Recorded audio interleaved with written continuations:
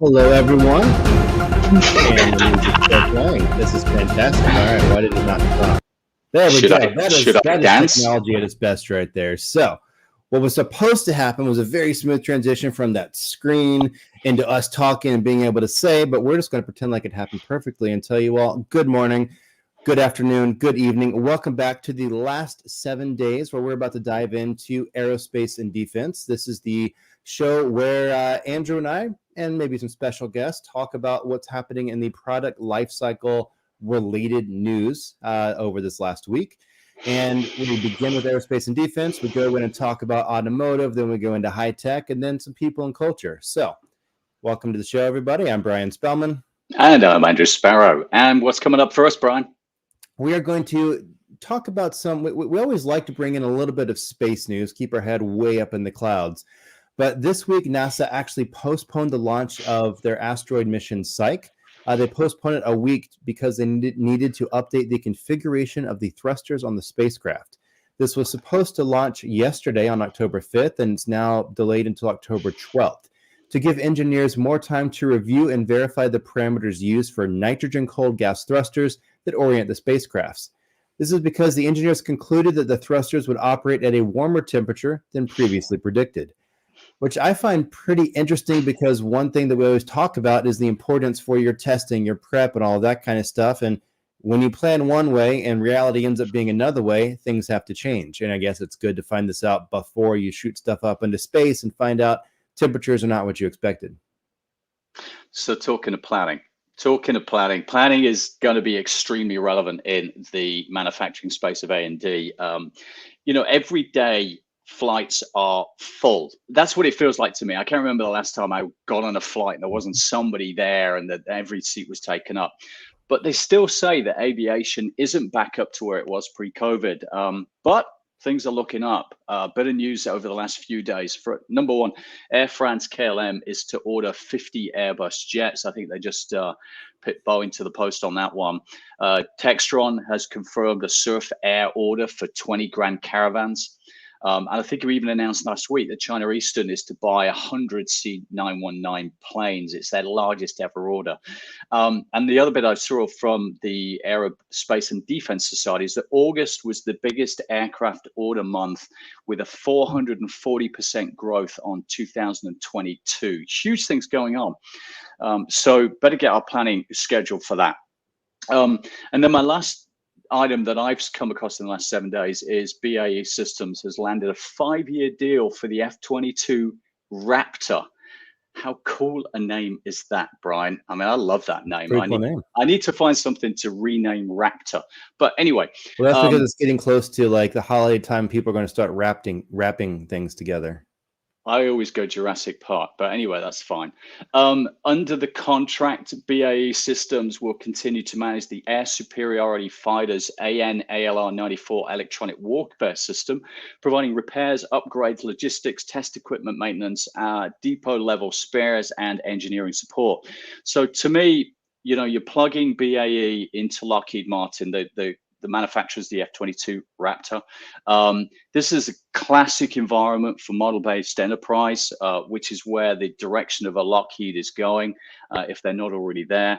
And we're saying that when you're into this whole maintenance MRO area, that you really need to kind of take MRO and link it back into the whole product lifecycle, back into your CAD, back into your product data, and not just think of it as an extension to ERP. So it's the digital thread, it's the model-based enterprise, and MRO is all about that. Yeah, and all let's talk about planning. I'm wondering, we have our special guest field reporter Bruce about to join us live from over in the UK, and I wonder if he's got some things to talk about planning as well. Let's find out. Welcome to the show, Bruce. Good morning, everybody, or good afternoon, or wherever you are. Here we are in autumnal London, and as ever, the theme of space is going to be my kicking off part. A little bit of information for those going back to the late 1990s. You remember the International Space Station was launched to much acclaim. And over the last 22 years, we've seen lots of exciting things happening there. I didn't realize how big the bloody thing was, actually. It's about 440 tons. Mm-hmm. And actually, over the time, we've had near on 250 astronauts have worked there. But as they say, all good things have to come to an end at some point. And what they're predicting is that by 2030, it will come to its end of its useful life. Effectively, the redundancy is going to be catching up with it. And it'll make it unsafe for people to work there. So NASA is facing some challenges about that. And what is it going to be doing? Well, the options considering were perhaps originally to push it into a higher orbit where it perhaps could be used, repurposed, etc. But cost has gotten in the way of that. And then, unfortunately, the world of politics is creeping in as well. Russia was planning to leave the ISS program by the late 2028, and adding to that the deteriorating Russian-US relationship, it makes it all very unlikely to happen. So is there a solution for this? Well, the wags on the internet have been saying, well, could we not turn it into a moon Airbnb? Practically, that could be a good idea because you're taking viable parts of the structure and then using them, repurposing them on for future moon missions. But alternatively, though, these are very expensive ways to look at solving the problem. So NASA have taken a rather, I would like to think, draconian view on this. They're cutting straight to the chase. And they've come up with the idea of a United States deorbital vehicle. Now, for those of you who love an acronym, that is the USDV. In essence, we're talking space tugs. And the idea is that NASA will go out and procure a vehicle which will go up to the orbiting altitude of where the ISS is and slowly bring it down into a lower orbit where it'll burn up on impact. Now, putting to one side your views on whether that's an ethical way of dealing with it, there are lots of issues about it. The cost of it, for starting off with, they reckon it's going to be about $180 million contract value. But as you start to read between the fine print, they reckon it's going to be closer to £1 billion, simply to execute this, what they call a tug and burn exercise, and to bring it into orbit. And that's just the start of the challenge. Because those of you who were listening last week, you'll heard me talk about the increase in the number of satellites and the challenges of managing the re-entry of satellites and other items. By 2030, we're going to have approximately 15,000 of these little chaps whizzing around, which will make it, for the planning perspective, an extremely difficult task. But let's actually, before we get to there, think about actually the building of this tug in the first place. NASA have got extremely high standards, as you'd expect from any organization that puts people into space. Yep. The challenge of modeling this whole thing, Andrew, we're talking about three-dimensional propulsion, navigation, comms, avionics. It makes my little head fry just to think about it. So pulling it all together is going to be one hell of a task. But I'm sure out there are people who are willing to do it. And I'd be interested to see if Messrs. Musk and Bezos are ready to step up to the pad once more. Yeah, I mean, you have opened the door to and forgive the pun, but entirely new worlds. I was in a conversation with one of the, I gotta say, foremost space experts yesterday. And we're lucky to be working with him, Jason Robertson, and he's going to be doing a live show with us in a few weeks' time. And we open up the world of in-space assembly and manufacturing.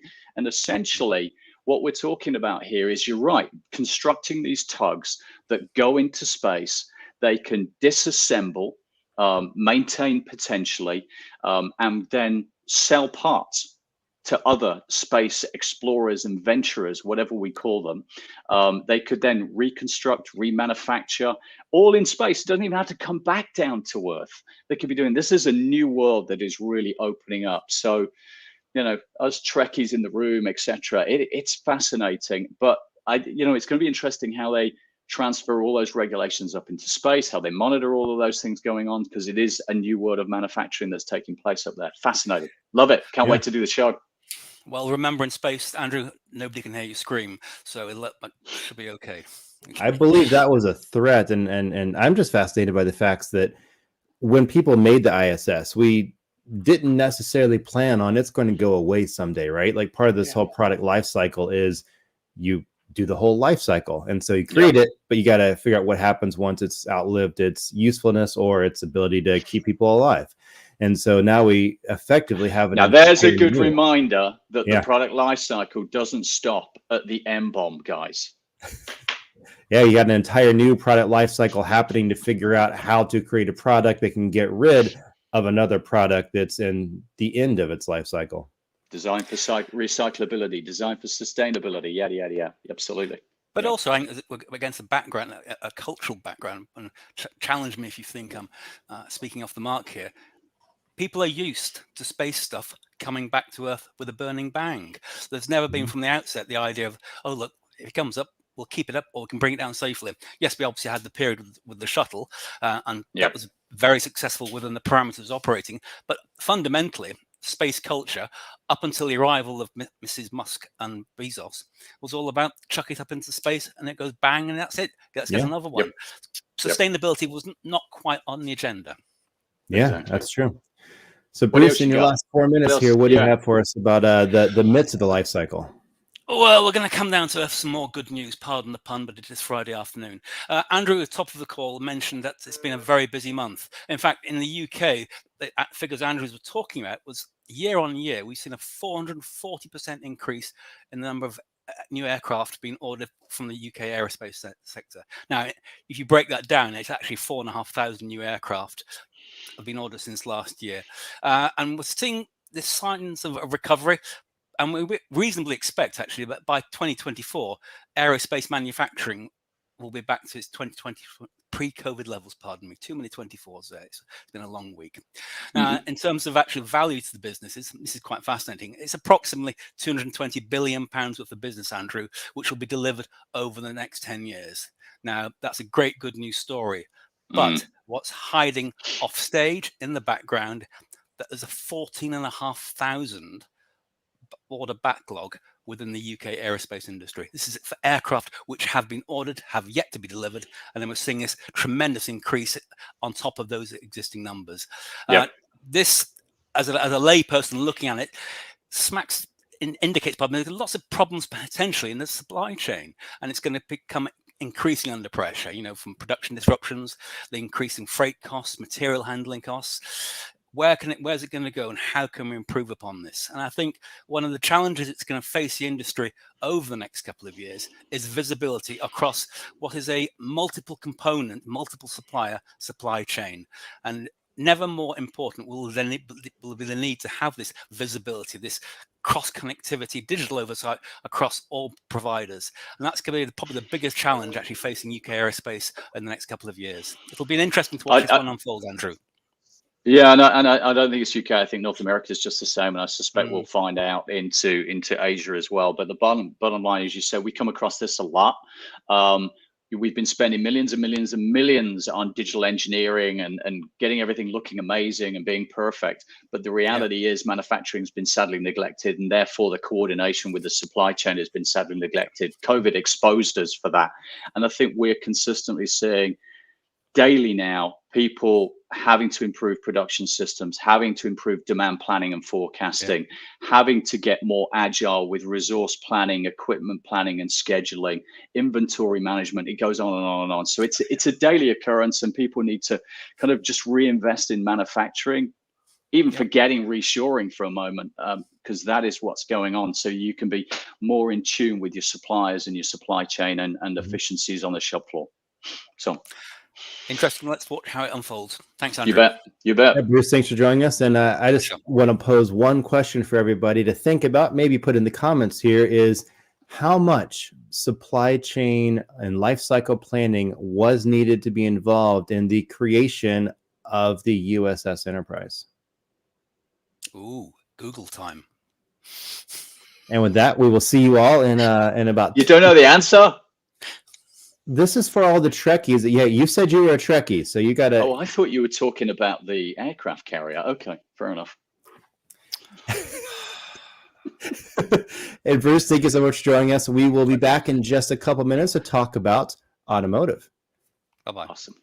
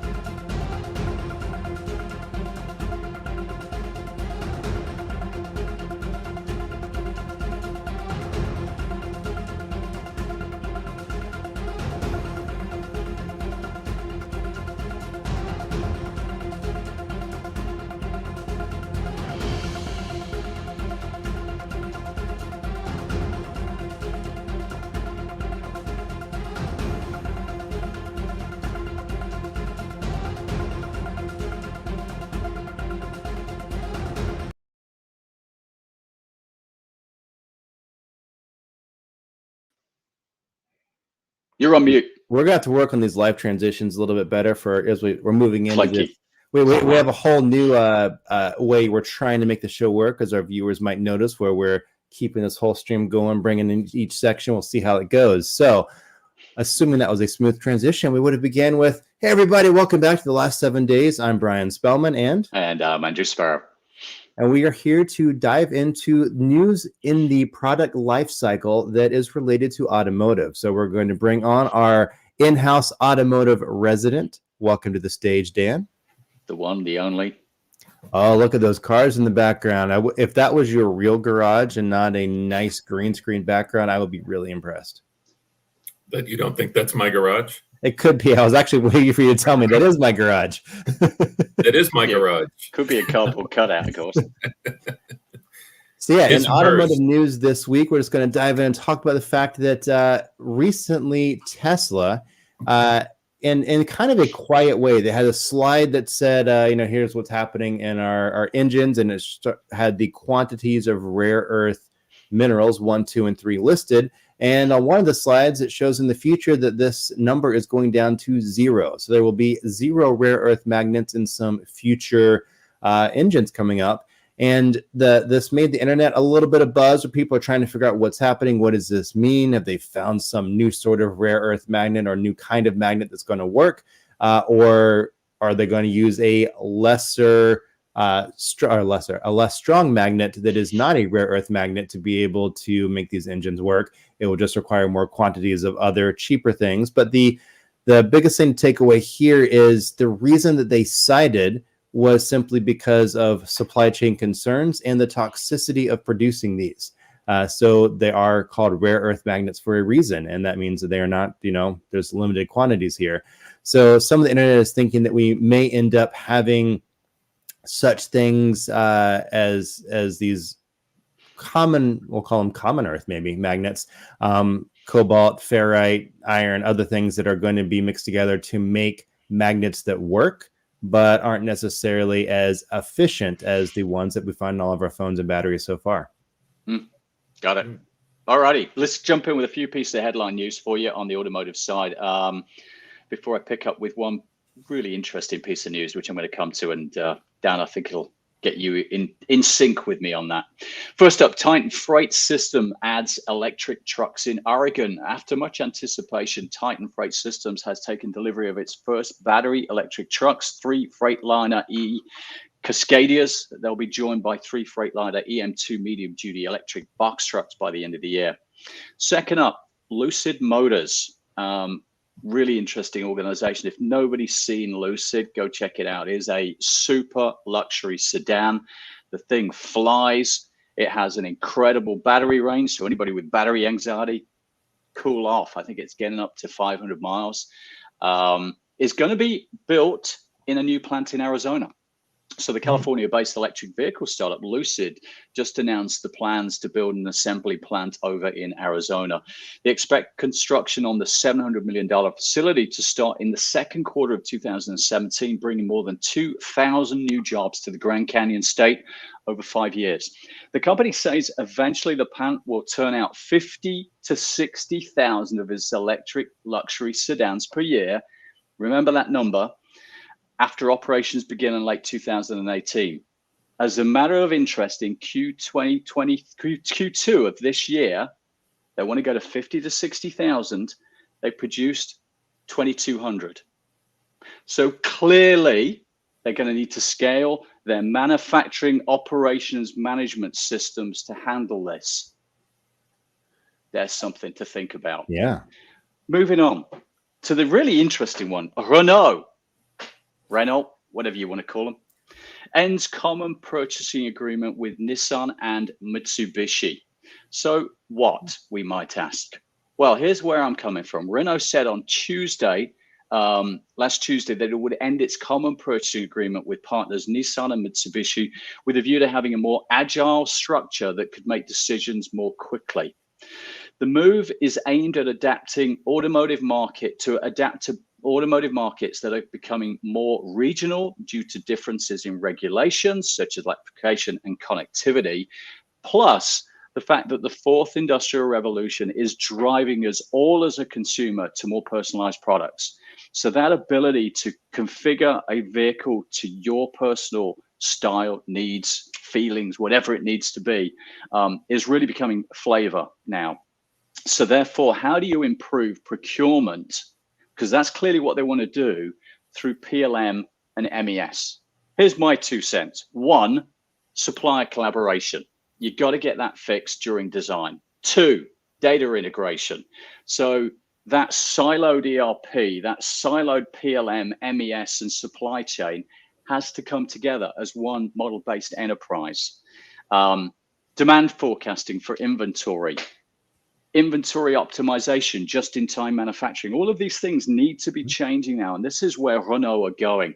I mean, I think they are now the biggest 3D Experience cloud customer in the world. 3D Experience, for those of you who don't know, is a Dassault System PLM product that we know a little bit about, and also now cascading that whole collaborative venture into MES and MOM as well.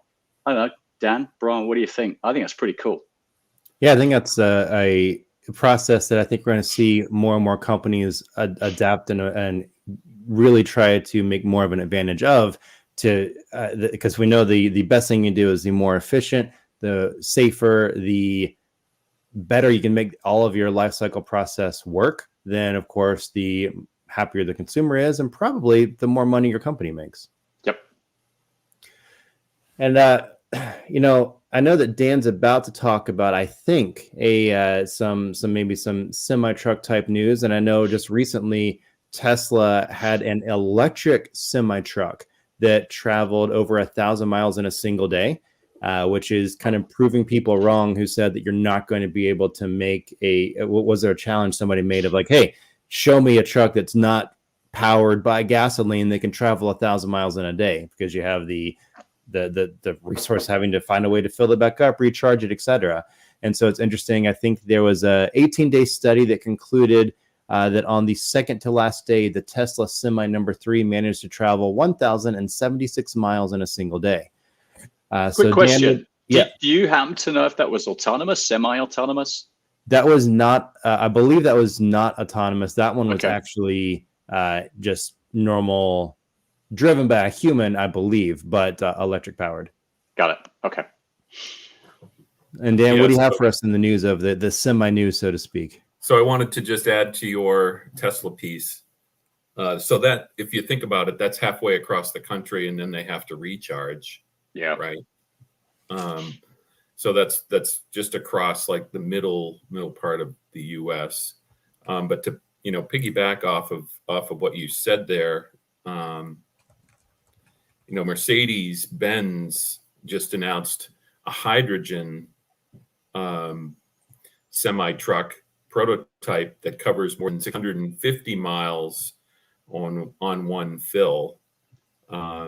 It went from the Daimler Germany plant out to 1,076 kilometers. So I don't know the math on that over from Europe, but it sounds just about that 600 to 700 mile range. Going south? Yeah. Towards Italy. Yeah. Okay. Got it. So that's pretty exciting. When you tie it back to PLM, they're one of the first to market on the hydrogen side.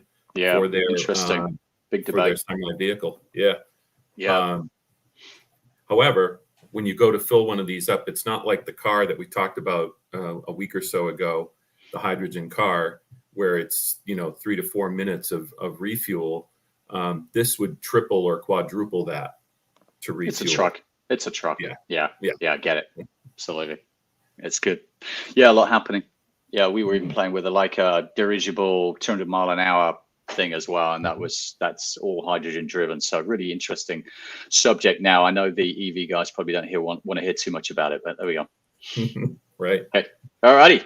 What's up? What's next? One thing that I thought was really interesting is, did you see, Dan, in the news this last week of the autonomous vehicles in Austin that had caused a long traffic jam because they just got stuck and didn't know, they couldn't figure out how to get out of it? Oh, wow. Yeah, it caused a pretty big traffic jam, almost like you see those 15-car pileups on the highway.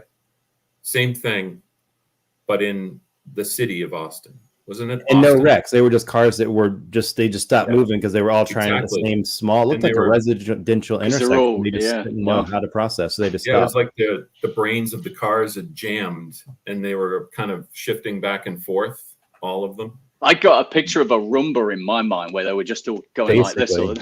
Yeah. Do you think Pretty that's making consumers, lose trust in such things? Well, it's interesting you say that because, as of this week, consumers are losing trust in self-driving vehicles because of news items like this. There are also people that have been, severely injured or have died because of these self-driving vehicles. Most recently out west in San Francisco. But consumers are also fickle and willing to breach trust by misusing assisted driving systems, which is interesting. Yep. And then blame that. Yep. Yeah, exactly. It frustrates me because this is just human behavior over and over and over again. Number one, not dispelling the lives that were lost. Don't get me wrong. But the reality is, history has shown over the years, this is how media grabs drama. Drama sells newspapers, if anybody buys one of those any longer. Drama sells TV shows, if anybody has network cable TV any longer. And this is where they're coming from. So they put it in front of the audience. And at the same time, then you start to get people saying, oh, it's a nightmare, it's awful. The same happened with air travel when that first came out. Everybody's like, whoa, it's not safe. And now the reality is they say it's safer to travel in an aircraft than cross the road. Nuclear energy, there's a hot topic. I know there's still plenty out there, naysayers on that one. Genetically modified crops. You're just really trying to figure out how many people you can vaccinate, aren't you? Vaccinations. We still debate that one. No. Conspiracy. There we go. So, I mean, that's just natural human behavior to fear the new, fear the unknown, so to speak, I think, anyway. Well, and then what we're going to do is just look at what goes in the product life cycle to make these things safe. Yes, that would be my point, to tie it back to product life cycle management.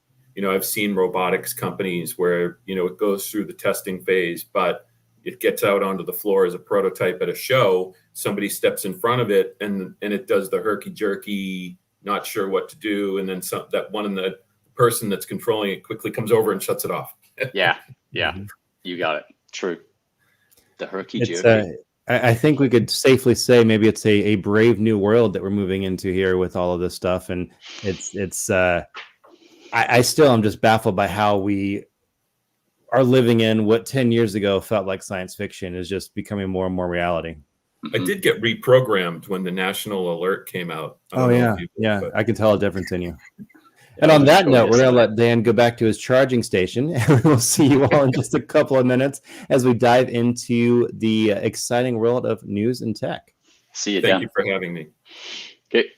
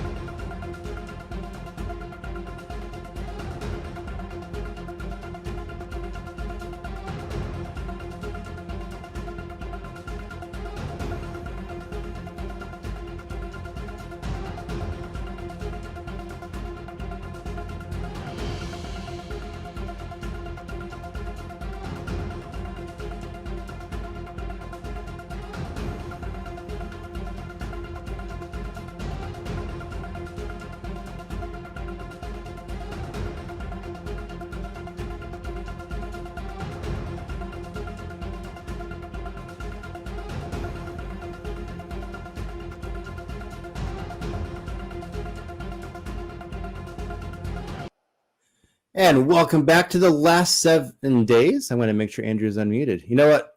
I almost did it. It was almost a smooth transition, and then it wasn't. So we're gonna nail this by next week. But welcome back to the last 7 days. Time lucky. Yeah, that's why we're talking about high tech now, is because that's what we're moving into, is this new high tech world of what's happening. So this is the show, if you're just joining us, where we dive into articles and news that we have found over the last 7 days that relate to the product lifecycle. So, Andrew, what have you brought for us today?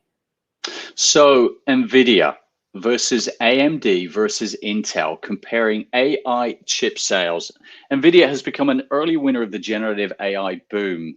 The company reported record revenue in its second quarter earnings report, with sales of AI chips playing a large role.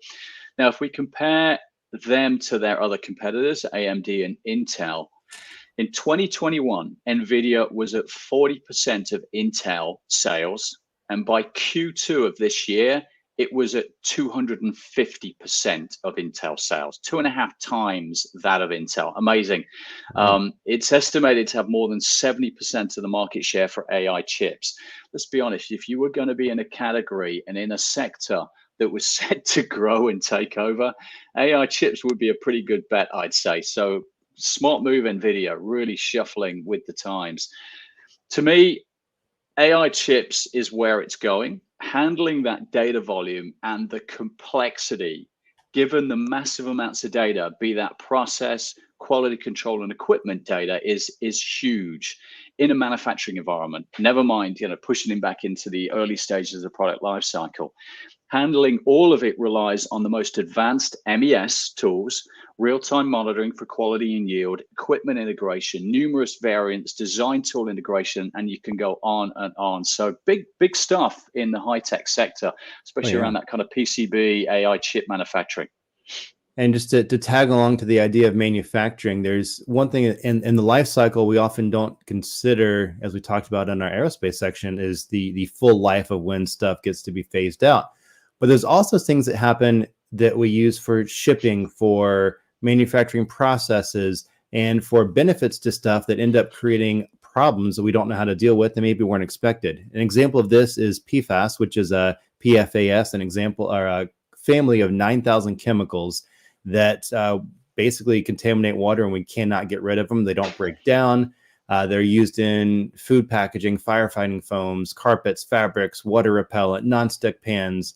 These are all around us, and they have caused a problem because they are long-lived chemicals that are great at deflecting water stains and grease, but because of that, they also just contaminate water and make it non-drinkable, and it's problems. And so there's some startups who've been trying to tackle this, and there's one called Aquagagga, that's AQUAGGA, or maybe it's Aquaga, who have actually just proven that due to tools that have become available recently, they're able to actually make dents in these. And so now they're saying this is going to be a $400 billion industry of getting rid of these PFAS things, which is really interesting and great for the environment, but also interesting for how as we talked about, some of our manufacturing processes and product lifecycle create new product life cycles and ways to get rid of them.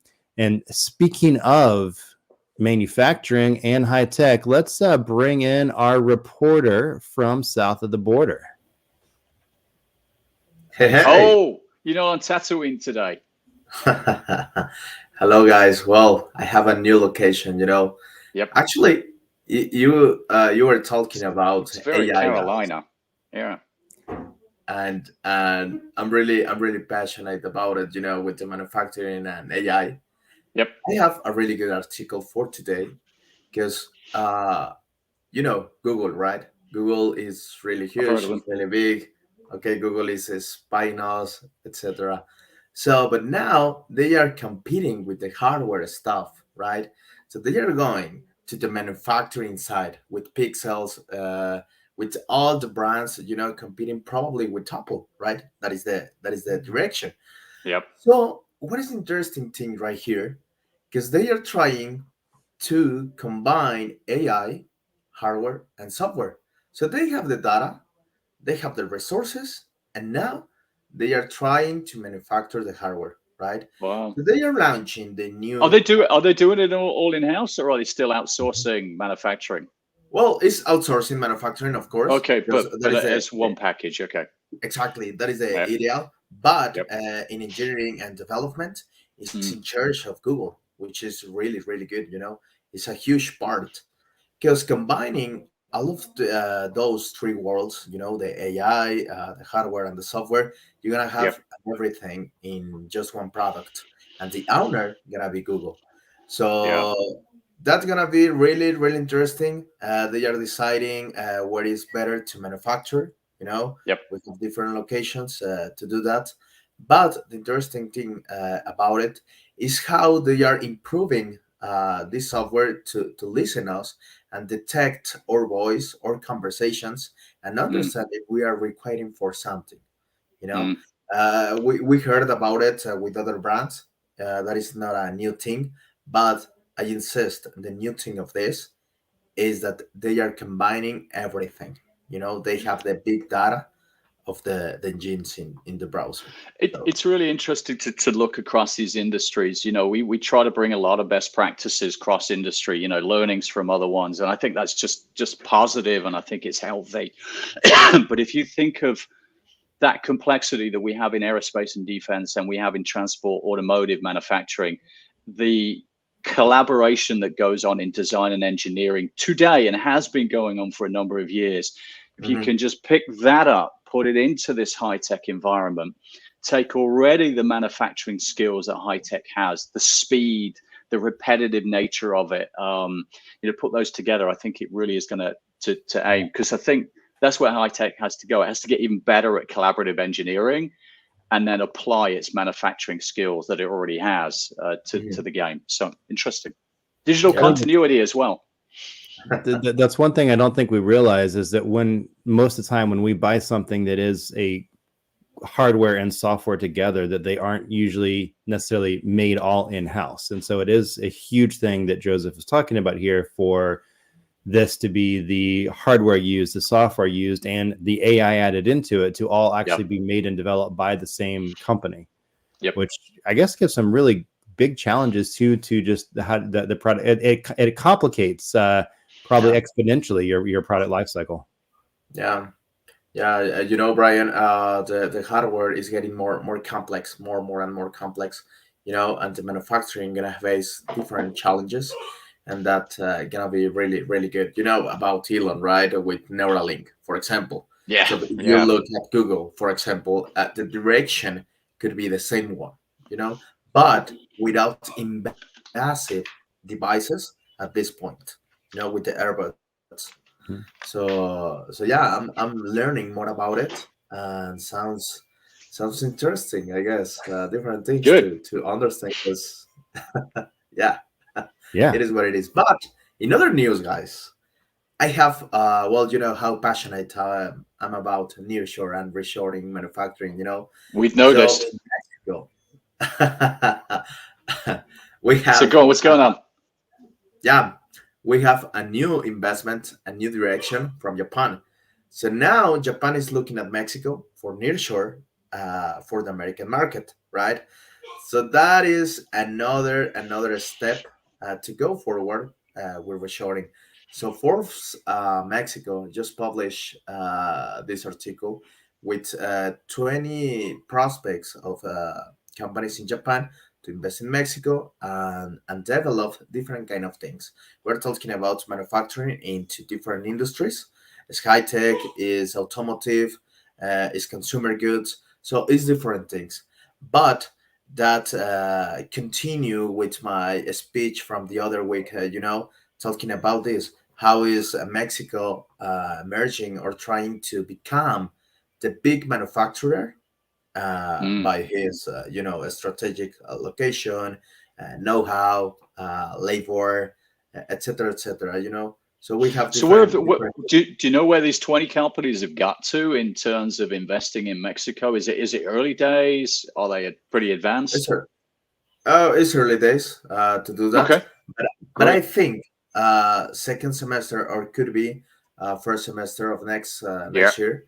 We can have really good news about it. Yeah. So it's automotive, it's high tech, it's CPG as well. You mentioned. Yeah, that's right. Yeah, Okay. consumer goods.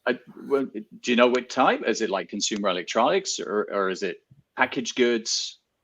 Yeah, well, it's packaged goods. Right now in Mexico, Okay, for example, and interesting. Latin America, we Yep. are having big growth with consumer goods. For example, Yep. with beef, with these kind of things coming from Japan, you know. But now these consumers, I knew you you'd know go how there. love the I food. knew you. Yeah. Barbecue Joseph is off and running. I knew I'd open that can of worms. Do you know where it is in Mexico? Are there particular locations in Mexico where they're focused? Well, particular locations, yeah, we have Monterrey, you know, pretty Okay. close to the Yeah. border with Pretty Texas. consistent. Yep. Yeah. Also, a lot of know-how in terms of digital manufacturing, Yeah. and also with manufacturing. Also, we have Ciudad Juarez in Chihuahua, pretty close Okay. to El Paso in Texas. So again, we're going nearer the US kind of side of things. Makes sense. Transportation, That's etc. right. Yeah. That's right. Good. Good. But Great. also other strategic cities, just to close this, we have San Luis Potosí and Guadalajara. Why? Because it's exactly in the center of the country, you know, Yep. and those cities And are you very live close. there. Sorry. And you live there. Yeah, exactly. That's why. Joseph is part of the tourism board, really. Yeah. Well, the reason of those cities, you know, is very close to the ports. The two more important from Mexico, we have Veracruz and Atlantic Ocean, and also we have in Manzanillo Port, which is the Pacific Ocean, right? So yeah, a lot of advantages by the location, I guess. Great. Good. All righty. I just today we're talking a little bit about manufacturing everywhere, and today was a new piece of news that they were calling basically another kind of war front between U.S. and China, but for the RISC-V, the RISC-V chip, which is a chip that I guess U.S. is now considering restricting American companies from working on this, which is a freely available chip technology that's used in China for security reasons and for the fact that it's basically kind of a war front, so to speak, of where semiconductors and chips are going to be all manufactured. So it's really interesting just to see how the politics in high tech, the manufacturing in high tech, and the advancements in high tech all keep clashing every day. As you know, we have news coming in of, you know, where people think technology is just look at all this fancy stuff that's happening with AI and with everything, but it's really all of that is based off of really solid manufacturing processes and where those are coming from. And so it's, I think talking about whether those go to Mexico, to other places, is going to become bigger and bigger news as time goes forward.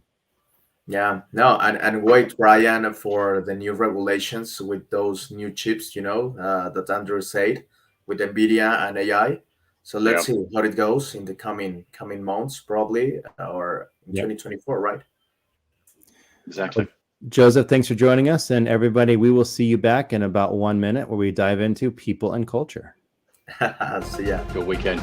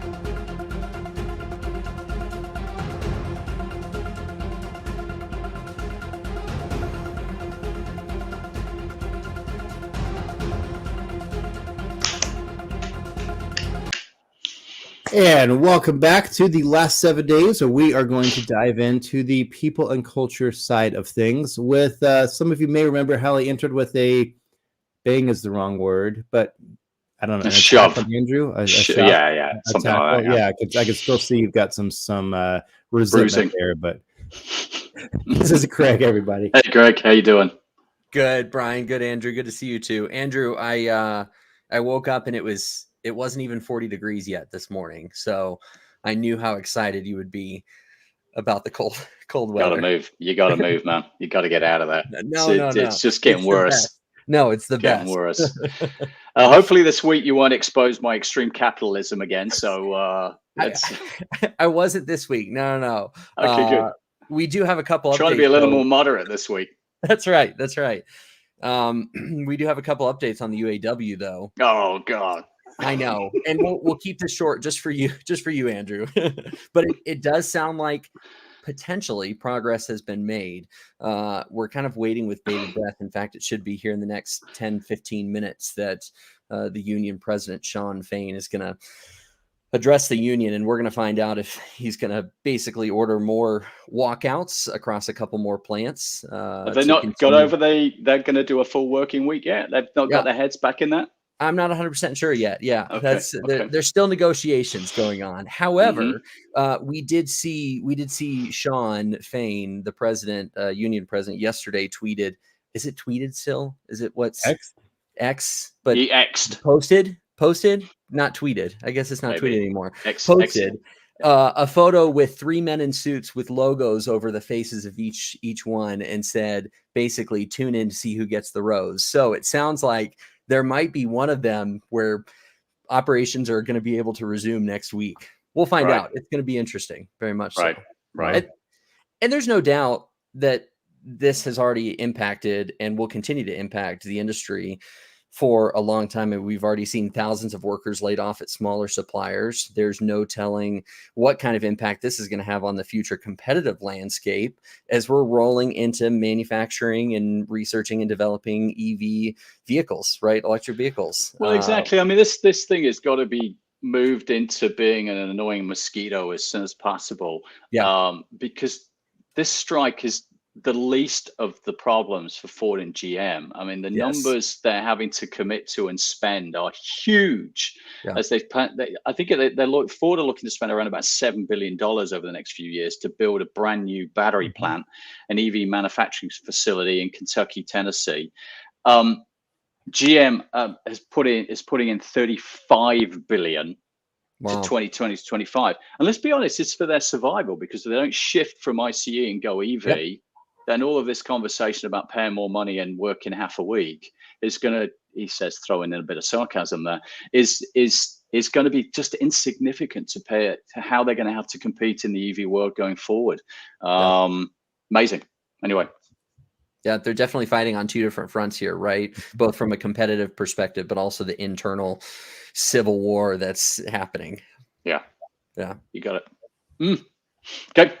Next up, just this week, we have had National Taco Day, National Boyfriend Day, National Vodka Day, even National Name Your Car Day. I missed National Vodka Day? Yeah, you and me both. I think we need to put that on the calendar for next year. Make sure we have a happy hour. Make that an official company event. Yeah. Okay. Sorry. As you were saying. No, it's great. Today is actually National Manufacturing Day. Now you're talking. That's a serious one. That's a serious one. That should be a national day.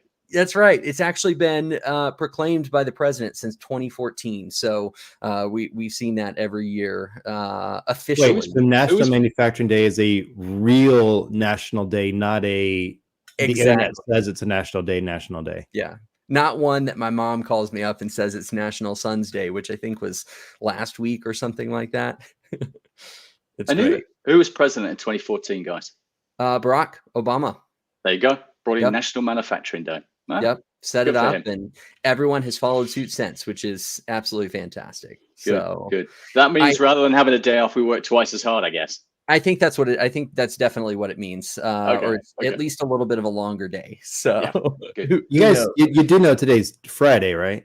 Yeah, it is. Yes. Okay, just making sure we're on the same page. Yeah, and they always pick the first Friday in October, so they know that, you know, it's fall season, things are cooling down, people are wanting to head to the mountains if you're in Colorado or something like that. So, Right. but I think there's a big conversation around that. I mean, obviously, Manufacturing Day is, I've even heard here in the Denver, Colorado area of a couple schools that are putting some real focus around manufacturing and engineering. And there's a lot of conversation around, okay, what are jobs going to look like in the next decade or so? With every industrial revolution, right, we're stepping back and going, oh no, or, you know, AI is going to remove all of our jobs. And I think robotics, etc. Yeah, exactly. Yep. Cobots. I think we're going to be able to take a step back and say no. And we're even seeing there was a joint study by the Manufacturing Institute and Deloitte that basically said that's the opposite's going to happen. We're going to have more jobs, but the skills gap in the manufacturing industry could result in 2.1 to 2.5 million unfilled jobs by 2030. And so I think what needs to happen is companies need to step back and really lean into identifying what their current talent looks like, and then I got to get on my soapbox right now. Go for it. So from 1985, when we started offshoring manufacturing, to 2005, we lost 1/3 of our workforce in manufacturing overseas. That's where it went, because we were cheaper. It was better to do it that way. Long supply chains, and nobody cares, because nobody expected Amazon to come along and suddenly expect things in 24, 6 hours, 2 days, whatever. So we lost all of that workforce.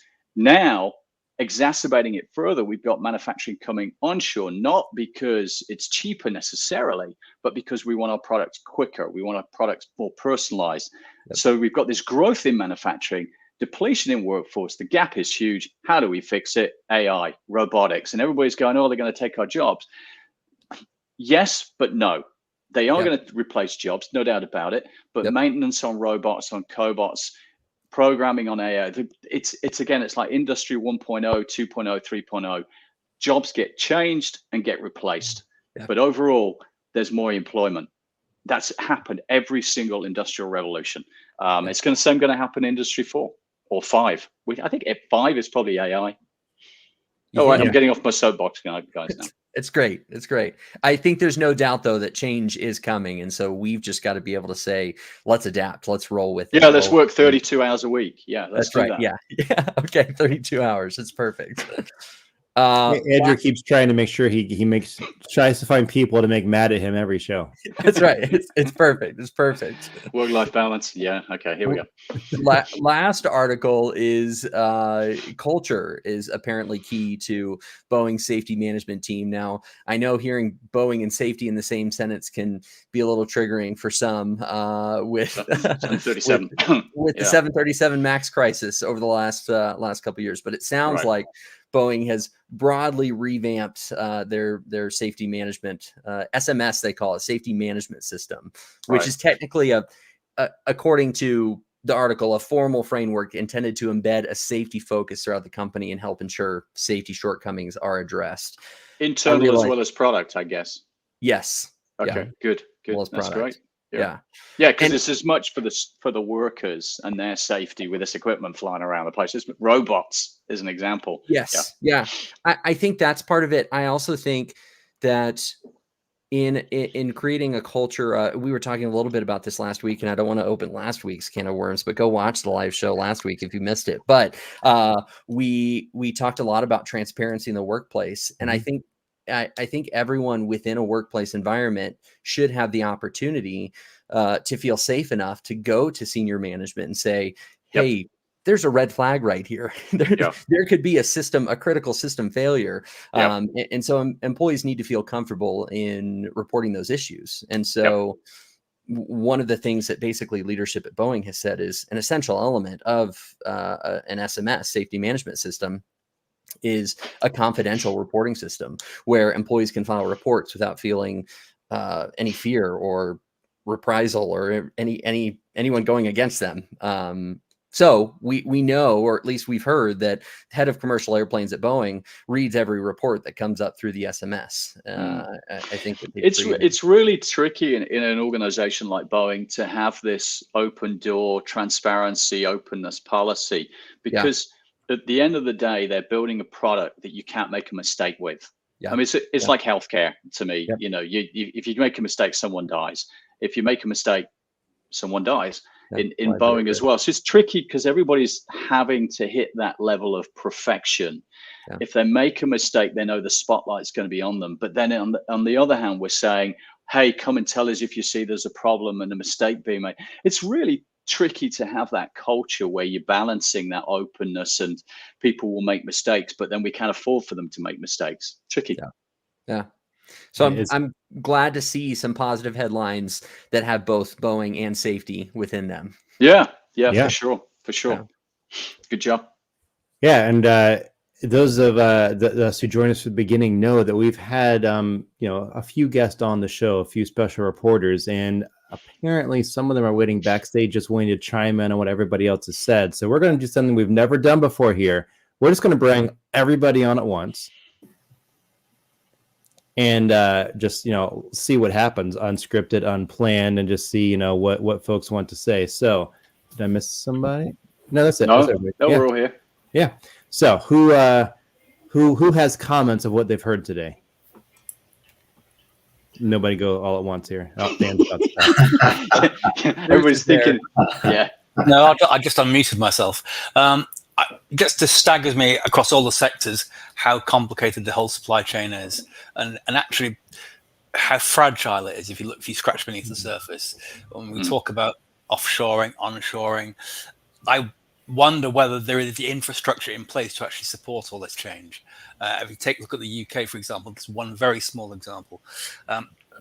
There's all the debate about moving to electrification of vehicles, etc.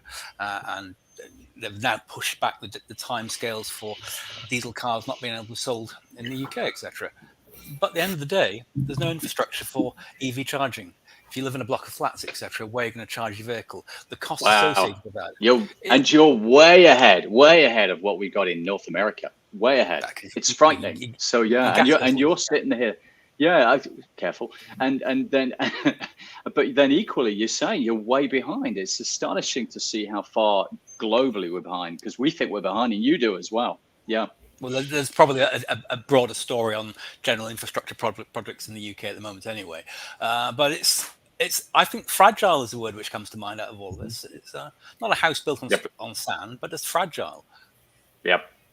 Yeah. One point I'd like to make is there's three things that I think go around the supply chain, Bruce. It's the retirement of the boomers always is a big issue with aerospace. They take the information sometimes and there's no knowledge share there. And then the other issue is, it's the chicken or the egg. It's, do we have the technology, the software that can help us with this, and balanced with, do we have enough people, right? So it's the people and software that go hand in hand. It's like, that balance. Do we have enough users, or do we have enough implementers, or both? Do we have enough users, and will they use it properly? Yep. And you know what I mean? Yeah, get it. That's the biggest issue. So adoption. Always adoption. I always say you can spend millions on your technology and on your processes, but when it gets to the common man, he goes, "Oh, we use that." What was the point? Yeah. Well, then you touch on the whole world of engagement and communication, etc., and how that will often undermine the best projects in the world. Yep. Yeah. Got to get that organizational change piece, and it starts. Funny enough, I was on a chat this morning on LinkedIn around ERP of all things, and it was very much talking about EQ versus IQ. So, you may have the brightest person, but if you're not emotionally intelligent about he, she, and where they're at and the job that they do, and understand why they do it, you can't just walk in and say, well, this is what you're going to do tomorrow, because they're just going to say, well, great, nice theory, but ain't doing it. So I think it's all about understanding people of what they do today, why they do it today, and then helping them transition to what they need to do tomorrow with new systems, new ways of working, etc. Big area, big area, often ignored. To go just a little bit farther from what you're talking about of understanding people, as everybody's talking, I'm thinking that what we have is industries, life cycles, all of these things are created because of a need that humans have. and then the need that they had that created these products, well, these actually create more things. And then someone says, hey, let's make life simpler with a new one. And this whole process is all about understanding people, whether it's from understanding what people need to survive, what people need to be happy, what people are creating new things that we think people might want to maybe think that they didn't think they need these to be happy. You know, I don't know, these devices, stuff like that. And then all of this creates whole new product life cycles. And it's literally this whole life cycle of life cycles that is incredibly complicated. And as Bruce has said, really fragile. So we are an interesting species that have just make industries to focus around ourselves. I am going to leave you with one last thought. I am about to bounce to a meeting, which is, we were talking about space earlier today. So we're starting up in Denver, Colorado. Essentially what's going to result in being an incubator. What does that mean? It means that we're focusing on the aerospace and defense sector. So defense and space is a primary target, space especially, and trying to encourage startups to come in-house, get space, get advisory, get back office, front office, funding, support to get their business up and running, because it is such an amazing sector of what's going on. I mean, I talked about in-space assembly and manufacturing and the new world of that. So I'm about to go and bounce and talk to Dassault about setting the incubator up in Denver, Colorado. Really fascinating. So thought I'd leave I'm sure you we'll on have that some note. new news items about that coming soon too. That's You exciting. bet. I'm going. Andrew, I'm going to bounce. does that mean you're moving to Denver? Is that what Oh, I'm hearing? shut up. Not at 40 degrees, it ain't. Well, everybody, See you guys. Have a great weekend. Today. Hopefully you learned something. We're slightly entertained, and we'll see you all next week. Thank you very much. Yeah. Good to see you all.